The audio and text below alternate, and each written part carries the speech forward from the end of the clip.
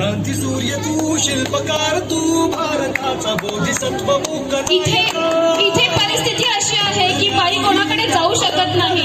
तिने तिच्या नवऱ्याने दिलेल्या वेदना सर्व सहन करत आहे. त्यावेळेस तिच्याकडे काही पर्याय नाहीये. बाबासाहेबांनी तिची परिस्थिती जाणून घेतली आणि स्त्रियांना घटस्फोटाचा अधिकार डॉक्टर बाबासाहेब आंबेडकरांचा डॉक्टर बाबासाहेब आंबेडकरांचा स्त्रियांसाठी बाबासाहेबांनी झिजले.